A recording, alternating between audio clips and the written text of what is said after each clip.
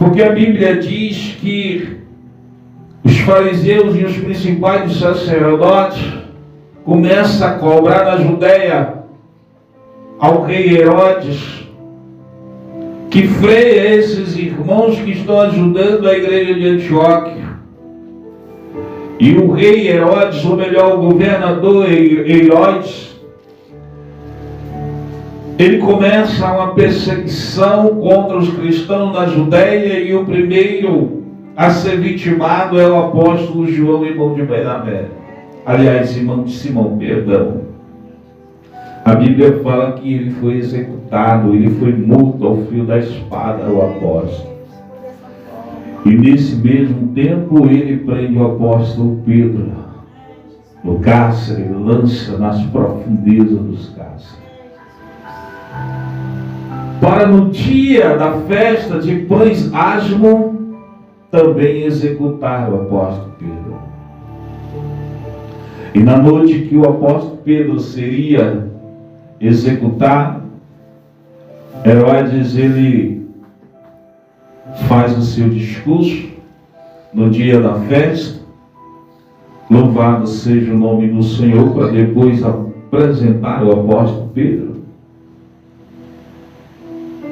E o apóstolo Pedro estava ali preso e bem guardado, porque foi colocado 4 guardas na porta do cárcere para vigiar o apóstolo Pedro.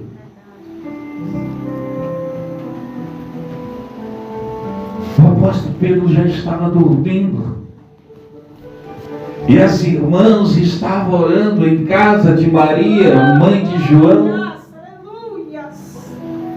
E de repente o apóstolo Pedro, ele vê um varão que toca ele e fala assim: veste as suas vestes, calça as suas sandálias e vem comigo. E o apóstolo Pedro, sem entender, acompanha aquele moço e passa pelos 4 guardas, e ele fica tentando entender que mistério é aquele, para onde que ele iria, e ele acompanha